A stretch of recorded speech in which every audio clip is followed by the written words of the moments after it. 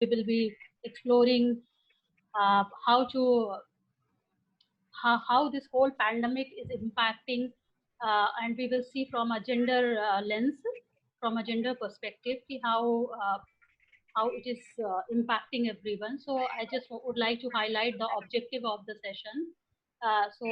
It's basically about to build an understanding on gender dimension of this pandemic and how it is impacting women and children nationally and globally. And the session also aims to explore the possible collaborations with multiple stakeholders to address the gender aspect of COVID-19 crisis. Because alone we cannot do everything. So we must have some ways to collaborate. And the third objective of this webinar is to share some practical tools with the participants to deal with the situation and develop healthy coping mechanisms to overcome all these challenges. So with these broad three objectives, I would like to start this webinar. And moving to next slide, Rahat, can you please take us to background of this next slide? So I would like to share a small background why we felt the need to have this session with you all. And we all know that since the outbreak of COVID-19, every human has been affected, not only in India, but across the globe in unprecedented manner. All aspects of our lives are heavily impacted. We all know that till date we have more than 1 million people who are affected with this virus, and more than 6 lakh deaths are reported. And if talking about India, India is third worst affected country after US and Brazil. So we keep hearing all this data. uh, WHO declared this situation pandemic and gave warning the severe consequences not just on the health but all sphere of life, be it economy, be it poverty, be it impacting the marginalized sections of the society. So, and uh, we all working in this field, and we all know that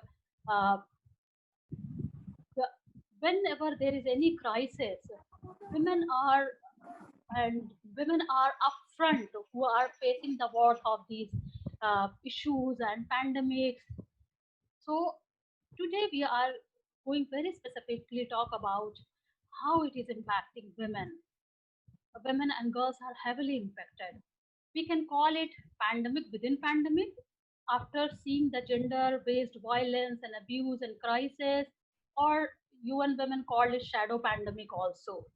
COVID-19 has threatened progress for women and girls in an unprecedented manner. And we all know that United Nations member state adopted in 2005 a sustainable development goal, which we called SDGs. हाँ? And they Yes, aim right. और bite पड़े to eradicate the poverty, quality education, gender equality, and decent economic growth for women and children worldwide. And all the UN member states adopted this sustainable development goal in 2005. But with this pandemic, we are seeing a huge crisis, and all the reforms and developments that we achieved is threatened now, and it is pushing back in a very bad situation. So, in this background and in this light, we will analyze some key factors how badly impacting it's impacting women in general and girls. And I would also like to take you through some impacts on younger people, like our college going student, our teenagers. So with this background, I would like to start my uh, session. Rahat, can you please have next data? Impact on women, slide 3.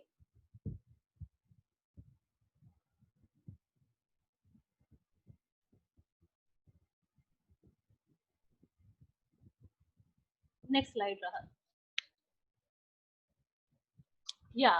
So I just want to highlight some very key factors that is affecting and that is very closely associated with United Nations Sustainable Development Goal.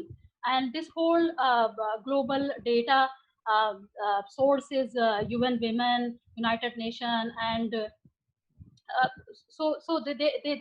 they continuously compiling, though larger data is still uh, in process compilation, but initial data shows that even within this 4 months how it is impacting women in all aspect of life. So as I said, uh, that this COVID has impacted everybody, every single human got affected. But because women are more vulnerable, women and girls are more vulnerable for such kind of crisis, in such situations and crisis, so the impact is more on them, burden is more on them. So that's why we are analyzing all those factors. So if we see, for example, if we take one factor like poverty, so if we see the poverty data, even before the pandemic, globally at least there are 193 million women and girls which are 15 plus living on less than $1.90 a day. So you can imagine even before the pandemic when the women and girls globally are shrinking to poverty, this current crisis is threatening to trap and push million more girls and women into extreme poverty, and everybody has given this warning. All economists, all people who are working in the ground in the policy makings, they have already predicted that this is going to push into more poverty for women and girls. Now, the other important aspect that is heavily impacted is health sector. And when I'm saying health, no doubt this COVID has impacted everyone in the world, but infections among female healthcare workers are up more than higher 3% more than their male counterparts. Because if you see worldwide, majority of the frontline health workers are female. Even in Indian system, nurses, asha workers, anganwadis, who have a primary duty going door to door in the communities, they are female. And with the limited resources, limited access to health and hygiene, it is gone threefold much more infection rate that in the normal situations. And so this is about frontline health workers. Now then, coming to next point, how health is affected. Women's access to sexual and reproductive health services are disrupted, as we all know that all resources are diverted to deal with the health emergencies. Already, if you see the data before the pandemic, 810 women died from preventive cause of related to pregnancy and childbirth. So every day, 810 women were already dying before the pandemic. And now imagine the situation when all the hospitals and emergency healthcare services are directed to deal with the COVID crisis, or especially during the lockdown, we saw that those facilities were shut down. So in this situation, women have no access in emergency situations, and many reports are coming across the globe, even from the India, that women are dying due to childbirth. They don't have access to safe abortions or any reproductive or sexual health care. So this is how their whole health scenario got compromised. The next factor which I would like to highlight is gender equality. So gender equality was always a concern, and all the UN agencies, domestic, international, everybody has developed frameworks and goals how to achieve gender equality. There is still lot of gender-based violence and abuse is happening, but since this outbreak, that pushed back, and the focus and the priorities are somewhere different, somewhere else. So if you see the data, even prior to the pandemic, 243 million women and girls were victims of sexual and or physical violence by their partners prior to pandemic. So it was already very high globally even before the pandemic. And in the pandemic, especially during the lockdown period, even with our experiences and global reports suggesting that 30% increase worldwide is recorded in terms of violence against women. Even Indian National Women Commission shared their data saying that they have received higher number of cases than usual through online platforms and their helplines, asking women asking for help because they are trapped with their abuser in the house and they have no access outside world to raise to seek help.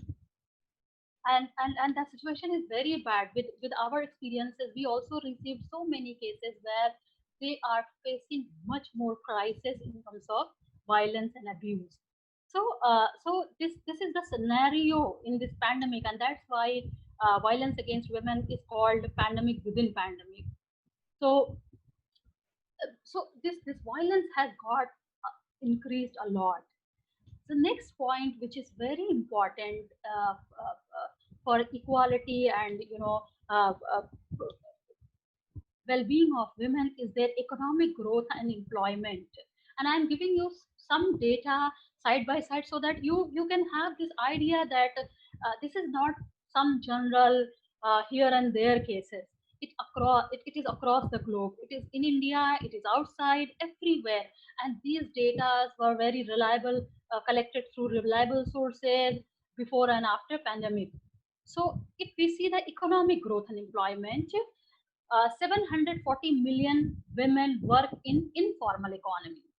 So I'm just repeating, 740 million women work in informal economy, which means they do not have a secure employment. Uh, uh, we all know that how informal economies work and how much security and safety is there. With this pandemic, their income fell by 60%. Even this first month of this pandemic, the data is suggesting. So 60% their income fell by. And if you globally analyze what kind of work women are doing, and in compared to their male counter, so you will be shocked to see that only 16% women are in protective services workers. So 16% women are in protective services. And if you see the male data, it is 84%.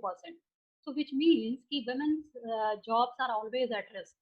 If you see the chief executive, senior officers, and legislatures, only 28% are women and 72% are men.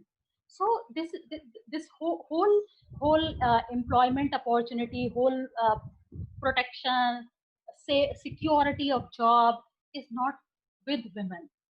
uh, and in personal care workers, and when I'm saying personal care workers, it is from home to outside. Majority of the workforce is women, and men are very less. So even in this care service, they are highly vulnerable for infection. So whether they are taking care in the as a frontline health worker in the field or in their own houses, because we know that once anyone is sick in the family, the whole care fell on women. So she is the one who provides care. She is the one who take care of sick people in the house. So she is highly vulnerable for infections also. So this whole economic and her employment opportunity, economic growth, which were already very compromised, uh, has gone bad to worse with this pandemic. So now uh, the next Rahat, can you take to the next slide, please? Hello, Rahat.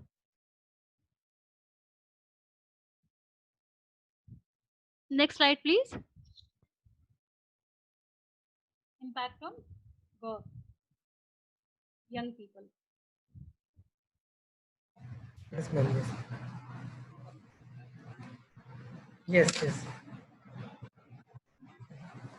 Yes, I'm doing. Sure, Rahat. Thank you.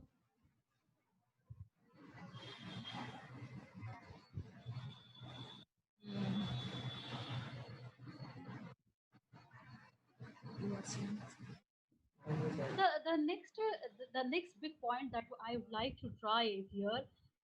So this is women in general, like little aged. Back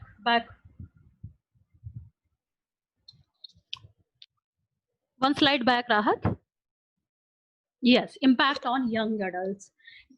This is I think probably going to address majority of our participants today, because I'm seeing a lot of students and college going youth have registered for this webinar. So this is the, so the fact that women are vulnerable in all categories, but there are very specific impacts on girls or young adults, including boys also. So, if you see the key factors which I picked up, which is heavily impacting the young adults, are like first and foremost is education, because that young lot uh, is enrolled in colleges, schools, and universities, and how they are they are getting impacted. So if we see the data globally, not about only India but globally, nearly 743 million girls are out of school due to closure resulting from this pandemic. So so the schools and colleges are shut down now, and the girls, even boys, are not working, not going to college, not do not have access. And in this 743 million girls, over 111 million live in least developed countries. And we must understand that education is privilege. Literally, it's a privilege, because if you see the global data, only 30% goes to college worldwide. And in India, this figure is around somewhere around 25%. And in within that, the percentage of girls are very less. So already there were very adverse data for girls who are college going. But with this pandemic, when these schools and colleges are shut down, previous experiences of all these kind of outbreak showed that many of the girls never return back to their colleges, their schools. And the reason, poverty, early marriages, could be anything, like because now, because of this pandemic, because of the whole crisis, the focus is shifted somewhere else. Not much attention to the finishing the education, but involved in income generations, marriages, all those things. So many girls never return back to their college once this crisis, so Ebola, time of Ebola and other pandemics, it is worldwide, experiences. So, so, so this is very important. And this school disclosure is really harming girls and long-term damage to their educational, economic, and health outcomes. Uh, because there's a lot of there is a lot you can do with your education. We all know, once you are educated, you have opportunity, you have economic growth, you can take up a job. But if your education got stopped abruptly, then you have no choice. uh, so this whole impact on education is really scary, actually. The next point that I would like to say is which is very closely associated with this education thing, is child or early marriages.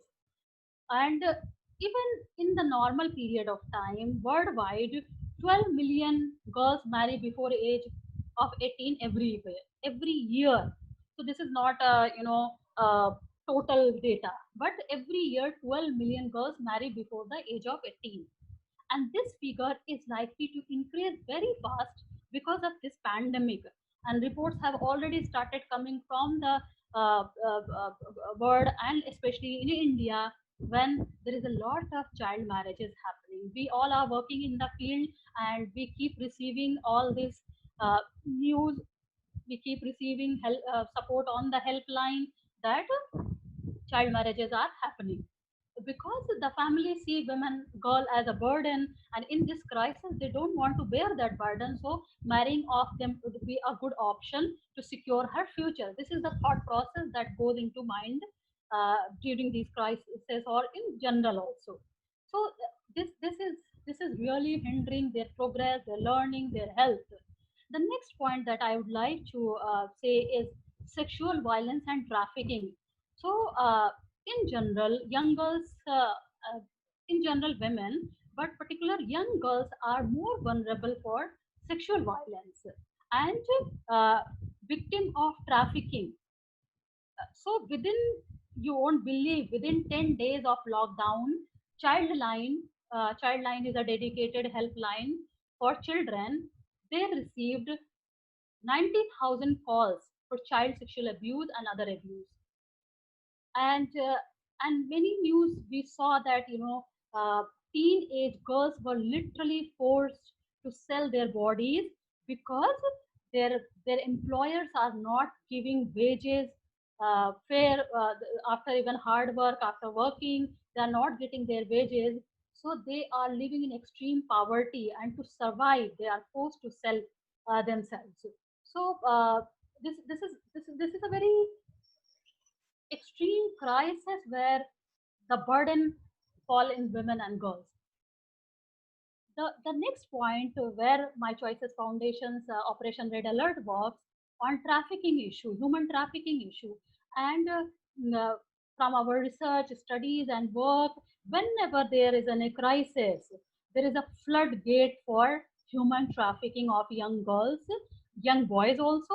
Of course, boys more for child labor, but girls more for commercial sexual exploitation, because the traffickers always look opportunities to lure families to send their girls to improve their financial conditions, and these girls are sold into brothels, sold into different cities. So within India there is a lot of cross state trafficking happens. So not only outside India, but within India, within states, there is a huge rise of human trafficking. So boys and girls both are at high risk during these pandemics, during these crises, whether it's a flood, whether it's an earthquake, or any other disease outbreak. They are highly vulnerable, and this started happening. We already started receiving so many cases and news. So that's put them more risk. So now the next point which I would like to tell is about unequal access to digital tools. We all are privileged today here who all able to join this webinar through online platforms. So technology actually uh, emerged as the biggest savior in this pandemic, when physically we can't see each other, we can't meet. So if these technology platforms were not there, we were not able to even have an interaction or anything, like complete shutdown for everything. But we are privileged. Why I'm saying because we are privileged? Because there are millions of people still living in this globe who don't have this access. So here we can hear, we can build our understanding, and we can interact, we can grow. uh, but many are not lucky. So so it is posing hindrance for online learning. Millions of girls do not have access to digital tools, so there, for them there is no online training happening, no online learning happening. In India, imagine the situation of rural areas, Adivasis, Dalits, and other marginalized girls and schools who do not have such facility to provide online learning or training. Imagine their situation, what they must be doing. They are completely trapped, helpless. So this unequal access to digital tools across the globe, not only in India, is again posting a big hindrance for learnings. So always keep that in mind, when we are accessing, not necessarily so many people have equal access. So the next point that is heavily impacting girls and young boys, which is cybercrime, coping issues, anxiety and depression. So So the crowd which is shifted online, especially these young adults, they are facing many issues, and there is an increased cases reporting for online, uh, harassments and crimes, be it cyber stalking. Uh, Even within the 10 days or 15 days of lockdown, there are some companies which provided this data saying that online pornographic search has increased like crazy. So there is a lot of people who are indulged in online pornography, searching, watching online pornography, and that again is resulting in sexual violence, abuse, and harassment, cyber stalking, and all that things. So this is one big, area where this whole cyber space, dark, where we see the dark side of cyberspace. The other point that youth are really struggling is with developing depression and anxiety due to this crisis.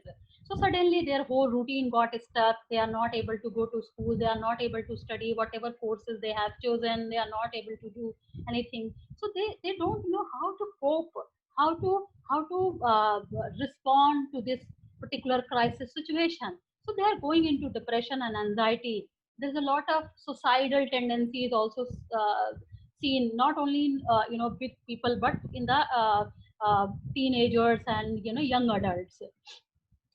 There is a lot increase in, already there were a lot of mobile games and online games where youth uh, indulged. It got increased, and that is again posting lot of mental health issues because of all those online excess uses of online. We all know, we all are educated people, we know that how all this cyber world is impacting our mental health. So these sudden changes, lifestyle change, crisis came, we don't know how to cope. So these are the key factors which I tried quickly to give you just a glimpse actually, see how this crisis is impacting on women, on girls, on young people, and but if you see, the crisis is much more deeper, and and we need lot of greater thinking and collaborations to give hope to everyone, how to overcome with this situation. So my next slide, Rahat, please, how we can improve the situation. Please go to the next slide. I would like to focus more today on how we can respond to these crises. Is there any way to overcome with these challenges? And I think we all are aware about crisis, we all about problems, but the the the human survival always is with responding, how we choose to respond. So I would like to focus more here, and we can have some takeaways from there. I'm hoping. So how can the situation be improved? What we can do? So always remember that this crisis cannot be handled alone, because it's a big, and it's a global, and it's a huge. So everybody need to come together, everybody need to put their best thinking, and other institutions, be it government, be it academicians, be it NGO people, they have to come together to collaborate. So I just broadly categorize, like what government is, what is the need of our for government, what is need for our of NGOs to put efforts, which area we will put our efforts, and academicians also, because they play a huge role. So from talking from government point of view, especially responding to gender crisis or gender based violence, abuse, and growth, one thing we always remember is preparedness, how well we are prepared, and how well our government is prepared, because these crises and difficulties, as I said, part of human evaluation, and government need to prioritize their policies and programs during this pandemic. What is their focus area, and especially what are the immediate need to protect their most vulnerable section of society, which are women and children. And to respond to that, I would like suggest, like, government must have short, medium, and long term goals, and needs need to be identified. They need to have this collaboration with other institutions, because government alone also cannot do everything.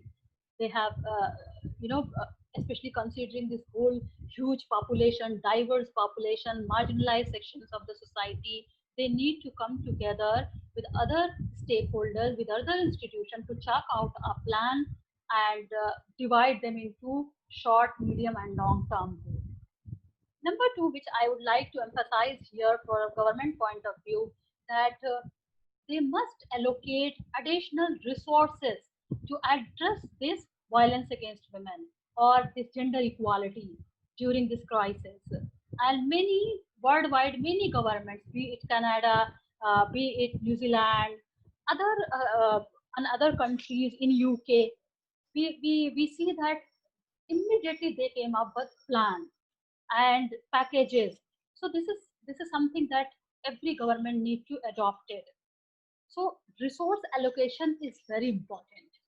The second is strengthening the services for women who are experiencing violence during this COVID crisis.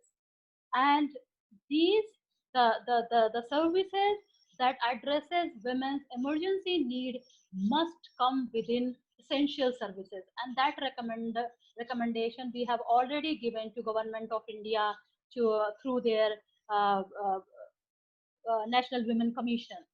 So, be it helpline, women helpline, children helpline, police, shelter, hospitals where they can be treated on priority basis, their emergency needs must come under essential services, and nobody is returning them back uh, due to COVID crisis.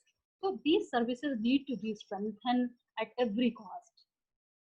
The third point that I would like to recommend for government is raising awareness of police, judiciary about the increased violence of women. Because in these situations, from our experiences also, it is not a priority for them. They feel like COVID is much more than what the women are going through. But some emergencies cannot wait, because it's a, many a times for women it's a life and death situation. So maybe she's saved from the COVID, she's saved from the virus, but because of gender-based violence, because of unwanted pregnancy or uh, reproductive health crisis, she may lose her life. So you cannot pause that. That is also extremely important. So raising awareness within the judiciary, within the police, violence against women and girls, and provide them emergency trainings, how to respond, protect, and refer these victims and survivors to appropriate services. That is need of our. So these are the broad things that immediately government can come up to, especially prevent the violence and abuse. The next point, that NGOs, the role of NGOs is extremely important, and we as NGO know how tirelessly there are so many NGOs who are working in the field, who are exploring different and new ways to reach out to most marginalized section of the society. So that need to be acknowledged, and these NGOs also need to partner with the government and other stakeholders. The greater role now lies on the women, on the NGOs to have advocacy. Strong advocacy need to be done with the government and other agencies, especially sharing their field experiences, data, challenges with the government, so the government also can feed back to strengthen those services and rely on and take help. So this is partnership, like, uh, with the government, with the NGOs. These partnership can have much more impact because the need is greater. Next, I would like to highlight the role of academicians, because we all, many of our participants are from various institutions and colleges and universities. So there is a lot of responsibility also lies on them, because especially their connect with youth, with young girls and boys, they can have a huge impact. And some or the other, how they are connected with these youth, they have a huge database of every college have a, you know, thousands of students with them. So how they are reaching to these, because our youth are very critical, they need to be saved, they are our future. So how they are reaching out to them, how they are providing different learning platforms to them, not only knowledge building point of view I'm talking ki we are sharing online course and content and academic, but how well we are preparing them to give life skills also, because life skills are very important in this crisis. Life skill is the only thing which is going to save our soul. So are our academicians prepared to use that opportunity to impact those youth and give them life skills so that they can cope, they can make a positive impact, their energies can be channelized in a proper manner? So that's the great responsibility which falls on the academicians and institutions, educational institutions. And they are not alone. I'm not saying anybody need to do anything alone. With greater collaboration, again and again, I'm emphasizing for greater collaborations. So they are expert in the field who provides life skills and trainings and such things. Our college and institutions need to tap to those experts and give all this to our younger generation who is in much more deeper crisis. So now moving to the next. So these are as institutions, as government, as individuals. But as individual, can we do something? As individual, do we have role to respond to this crisis? I think yes, because as individual, we are not lost. We are we are we have we all have these surviving mechanisms.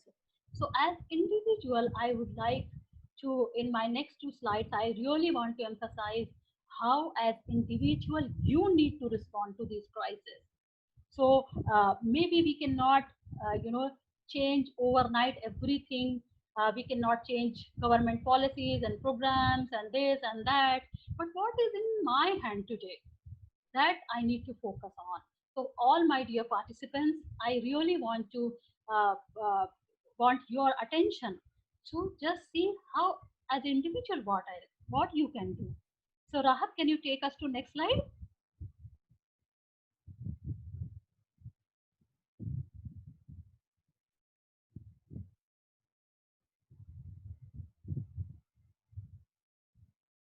Yeah. So this I'm calling preventive steps, right? So in preventive steps, how we can safeguard our well-being as individuals. Most important, you must safeguard your well-being, and to do that you need to be live in your present. We all know the crisis. What is in our hand to prevent it? So I think, because there is a lot of experts who are suggesting that our attitude matters a lot. I am better than yesterday. If I keep that in my mind, then I am well prepared to accept the reality, to accept the situation, and accept ourselves as the things are. So I think accepting yourself as you are is most important in safeguarding your well-being. Number two, because this pandemic, the whole routine got affected. Nothing is, the new normal came in. What was normal before is now not normal today. Uh, so creating new routines and habits is hobbies is extremely important. Otherwise, we all will be sucked into these negativities, and we keep. It's like we have paused ourselves. So we should not pause ourselves. We adopt the new ways, new hobbies, new learnings, new routines. Exercise should be incorporated into your schedule, and uh, that will help you to regulate your body and mind. So breathing exercises, breathing in a scientific manner, because many youth and even women and men coming to us saying that how difficult for them to cope with this whole situation. So breathing exercises are very important. I must say, as individual, we must check our emotions, that it is not overwhelming. We should intentionally engage with friends and family, and uh, have a favorable work-life balance. So, with small things like exercise, breathing techniques, accepting the reality, creating new hobbies and routines, you can make a lot of difference. And they will not take any government or any NGO or any academicians. This is something that you can do by yourself. The other point which we are seeing a lot of crisis, I said depression, anxiety, and suicidal thoughts are becoming much more pertinent. So in those situations, if you need to be aware to see the red flags. If you have continuous anxiety, fear of the situation, uh, depressive thoughts coming, and that is persisting long weeks and weeks, 3 4 weeks, 5 weeks, this continue those thoughts, then which means that there is a red flag, there is an immediate need to pay attention. Please, many people are complaining their consumption of alcohol gone high, drugs, their normal life, routine life got dysfunctioned. They are not able to get on time, sleep on time, uh, continuous anxiety, and all these things are happening, which means you need to seek a professional help. And there is no harm, like our bodies need, if we have fever, if we have any illness, we without any thought we go to doctor. That's how, if our mental well-being is also affected, we need to seek professional help. We should reach out to doctor and those practitioners who are in this field. So I really emphasize that, please, if you see these red flags, immediately take help. The next slide, that is very closely connected to the next point, actually closely connected to violence and abuse and relationships. So so my uh, what I would like to suggest, that you must build healthy relationships and boundaries to safeguard, uh, to avoid conflict, violence. We must work on our relationships, and especially we see, as women, as young adults, there is a lot of conflict issues coming into relationships also, and that's why this whole violence and abuse, especially domestic violence and abuse, and violence and abuse in close relationships gone high, because we are not paying attention to small details. We are not, especially when I'm talking healthy relationship, it must be based on trust, consent, respecting each other boundaries, which is very important. And you all know that from respect, everything flows. In such families where is greater gender equality in practice, they are better equipped to handle any crisis. Again and again, worldwide experiences, researchers, everybody has said that in those families, again I am emphasizing, and which is very important point, that in those families where gender equality is practiced, they are much more equipped to handle any crisis. They overcome with any kind of challenge. So we must practice gender equality in our personal life, in our families, and that starts with respect. That starts with consent. So no matter whether you are in a marital relationship or in a committed other kind of committed relationship with your close relations, you must respect. You must stay consent. And consent means, maybe once you have taken consent, but not necessarily that consent is forever. Every time you do, like we are seeing, especially in youth, we are seeing that without consent they are posting pictures, sharing passwords, stalking online. All these things are actually breaking the boundaries and disrespecting as individual. So you must respect each other, you must give time to each other. Healthy communications, open communications always are better to deal any conflict, because as a human, in our relationship, there are always going to be conflicts. So there is nothing called ideal, but how we are responding to those conflicts is very important, and that we need to learn in order to build healthy relationships and a violence-free families and societies. So please have those golden rules in your practice those golden rules in your life, and uh, especially this building healthy relationship and boundaries are very helpful in avoiding conflict and violence.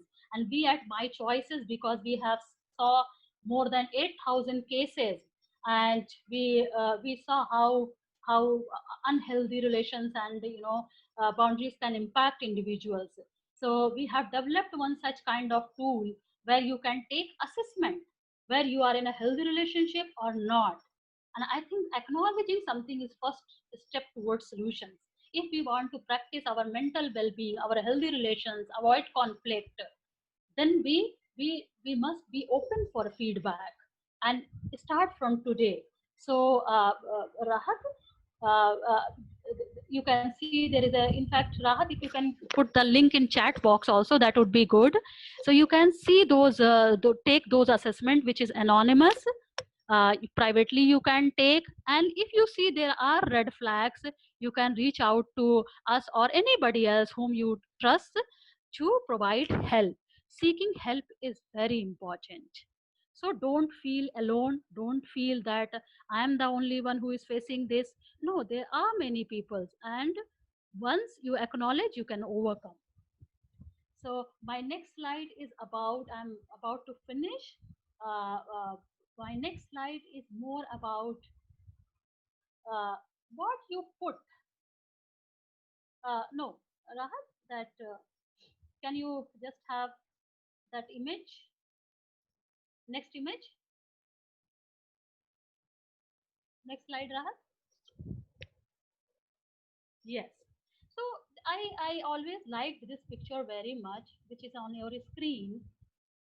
This is actually what you think you become that. So what you put in your mind, like we I think we focus more on our physical health in terms of like we take good food, we take fruits, and if we have illness we are very concerned, we go to doctor, but we really not focus much on our mental well-being, and that mental well-being comes from what we put here. So what you think, what you are putting, are you putting anxieties, worries, fear, conflicts?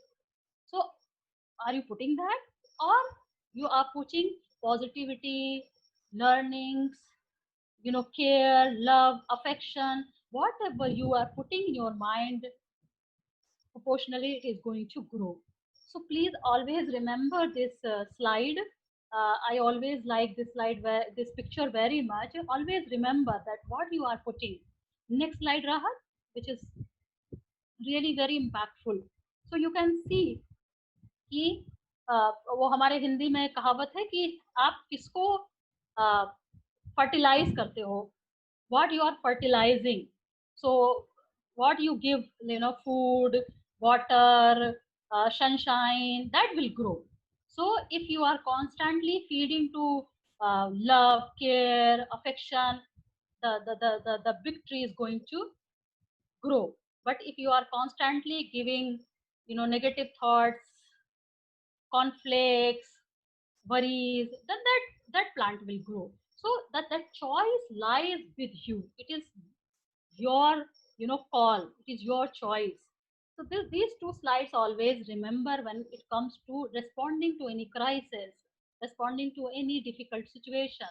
What you are going to put, it is going to grow. You are going to become that. So with these two slides, remember this. And now moving to next and last slide, Rahat, please just put next slide. Yes.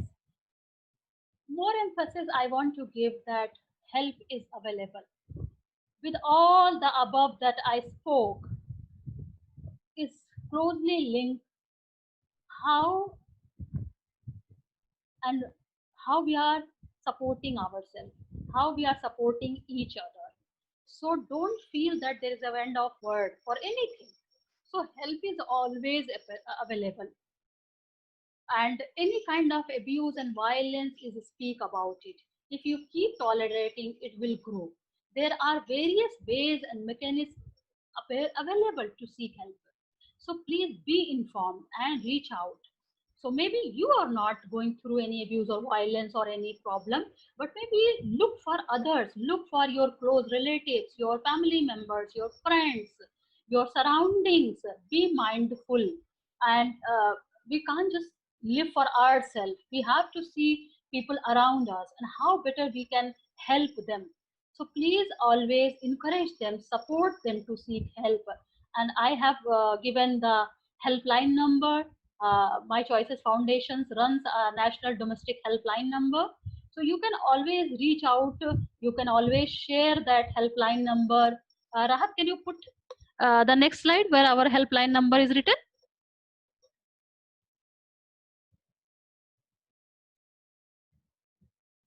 Yes. So these are actually, one is above is the National Helpline for Domestic Violence. So it's a toll-free number. It's for across India. Anybody known to you, close to you, is suffering from any abuse and violence, please immediately provide this helpline number to them, and they can reach out. Again, this is anonymous. We will respect their privacy. Without their consent, nothing, no step will be taken. So ethically, we are practicing this. And the other number is for WhatsApp support. So you can also note down that number, and please share widely, check whatever resources are available. Please take that opportunity and provide help to everyone. So with this, I hope I was able, in this short period of time, I was able to give you some summary of what we are going through, and more focus is on how we can take care of ourselves, how can we support each other, how we can collaborate. And thank you so much for listening, for your patience. And I'm really honored to be here today to share some of my thoughts. Thank you so much. And we will open for question answer, ma'am.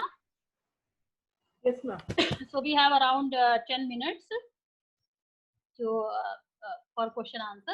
Even if somebody, if I will try to take questions, but if some questions are we are not able to in this short period of time to answer, please put in chat box or maybe email to us. We will get back to you. Thank you so much. Over to you, ma'am. The participants are requested to post any questions.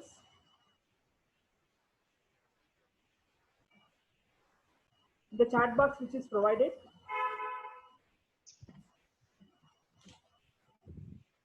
Any questions?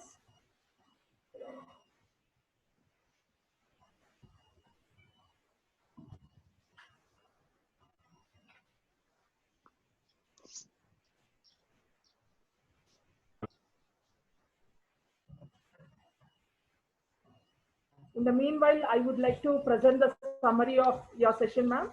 Thank you, ma'am. We thank Dr. Farzana Khan, ma'am, and her team of My Choices Foundation for sharing the helpline number to reach the needy people at any point of time. We thank for your excellent explanation and words of wisdom, and highlighting on the pandemic impact on women, analyzing the key factors, impact on young adults, and providing the tips for improving the situation, and preventive steps to be taken on safeguarding ourselves and our well-being. You rightly said that building healthy relationships and boundaries is very important, and focusing on the emotional well-being is important for any human being.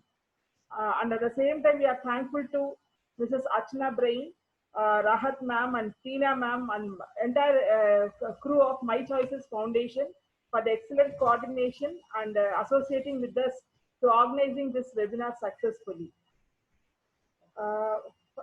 There are few questions in the chat box, ma'am. I'm reading out. Madam, superiors always try to exploit. How to avoid them? This is about workplace harassment. Yes, ma'am, I just saw that question. Thank you for asking this question. This is really important because we see many a times, as I said, unhealthy relationships can be at home, at workplace also. So the key to address such uh, issues, two, three things are there. One is speak up.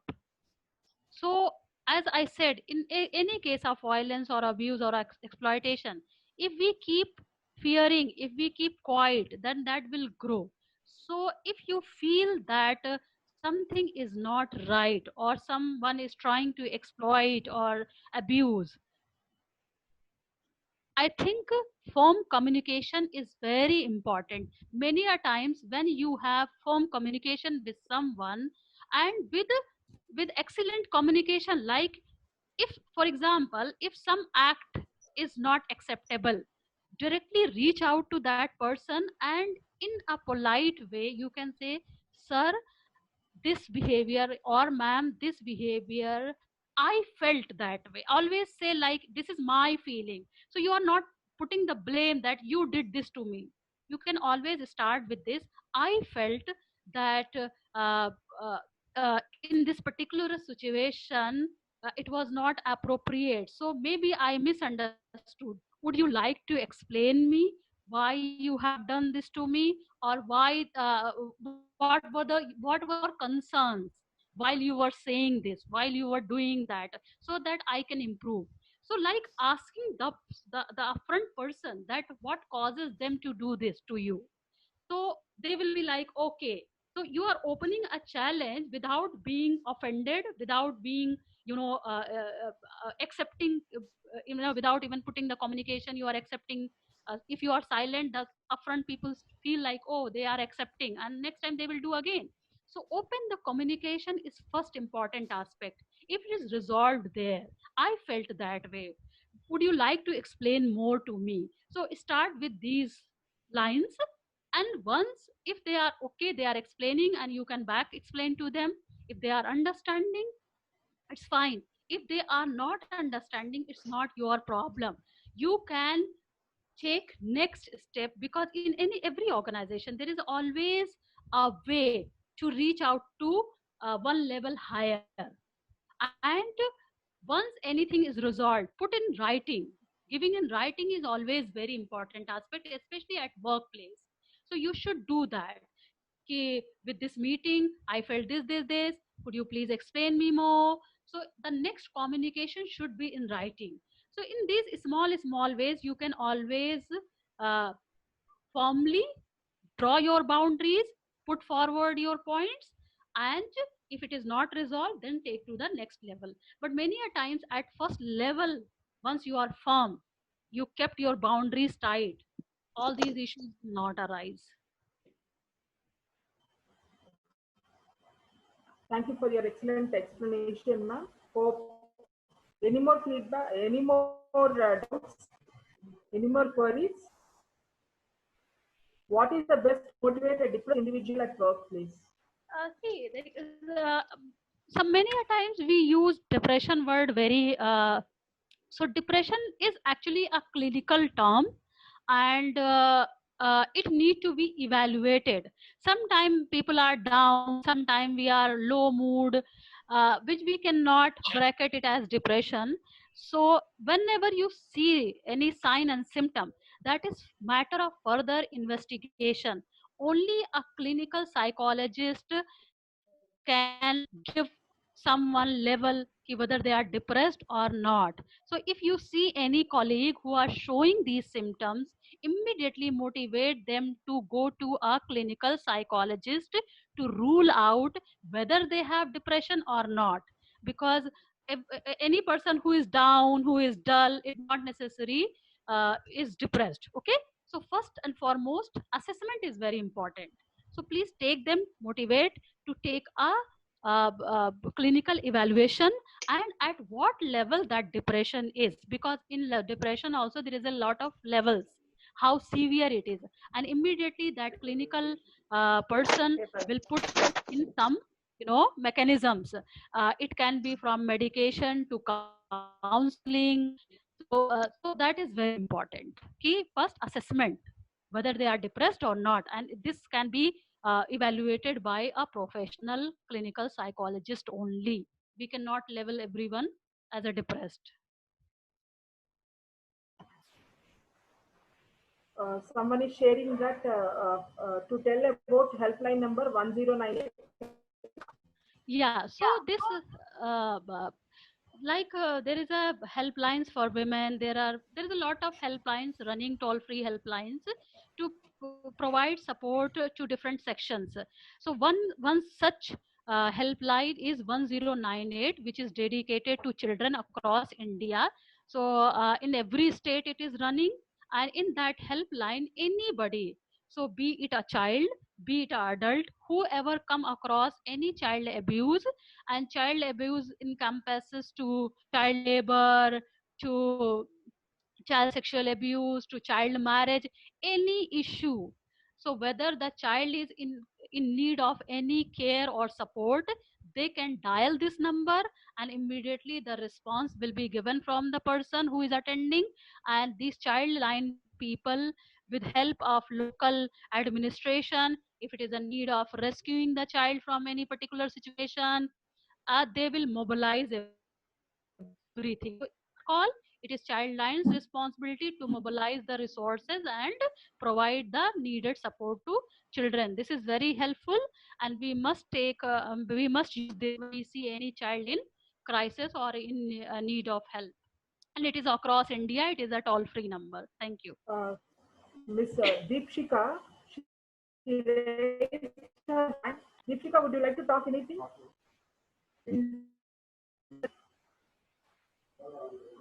Madam, one more thing by Swanlata ma'am.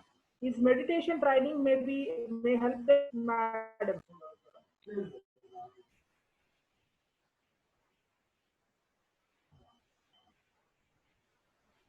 Unmute ma'am. Please unmute. Yeah. So can she be a little more? Uh, can she more explain more what does she mean? I mean, in what cases meditation? Like meditation can able to overcome depression Depression. or any kind of. Yes, of course. Like, I in my initial presentation, I said that there is a lot of techniques like breathing techniques, scientific breathing technique, meditation, yoga, and whatever ways you can connect to support your mental well-being is important. So meditation is one great form of soothing your mind, connecting with your inner. So that is really helpful. And in all depression, anxiety, all those cases, especially this situation has put a lot of stress on ourselves. So I think you look out for those red flags what I spoke. And normal level, everybody get anxiety and things like that, but quickly you can see at what level and how persistent the longevity of the situation is much more important to help our depressed patient, and immediately connecting to them professionals. But with all these techniques, yoga, meditation, it's really very helpful to overcome with these challenges. And these trainings, and there are experts who can provide support to people and in organizing such things. And we must focus on all such things. Ma'am, one more question from Komal. Ma'am, in today's scenario, we are seeing many cases of gender inequality. How do you deal with that situation, or how we educate people for the same? Yes. So this whole presentation was about gender inequality and how this greater impact is on women. So there are different ways. Like I said, uh, this issue is very big issue, and alone we cannot do many things. So we have to make levels, like, at government level, as I suggested, what government need to do, what NGOs need to do, what academicians need to do, and what as individual we need to do. And all gender inequalities start some or the other in our families, in our own personal lives. So I think once we are mindful, we are aware that what all constitute gender inequality, and we try to focus on that, that is going to helpful. Because many a times, because in the name of traditions, family, ऐसा ही होता आया था हमारे घर में, ऐसा ही चलता है, we adopt to those inequalities, and we don't see any problem in those inequalities. That is like set norms.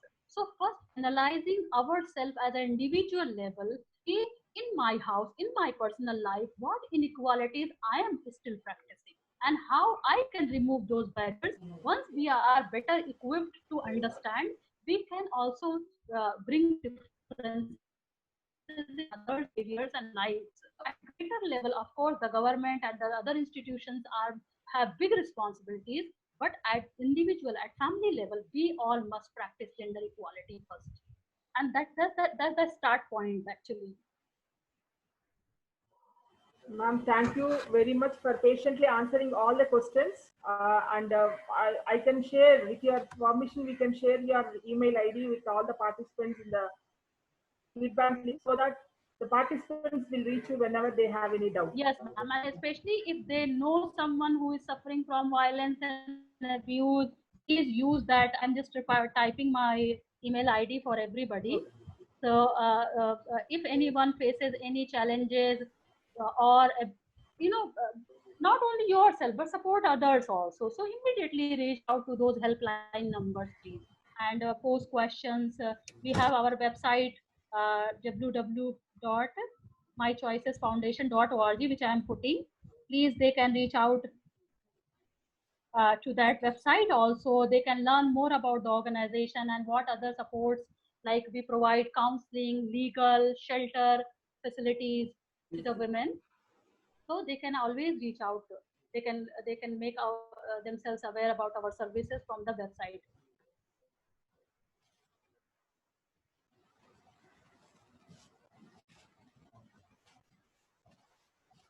I just give in the chat box mychoicesfoundation.org. Please reach out. Please visit our site, and there's a various platforms where you can engage and seek help.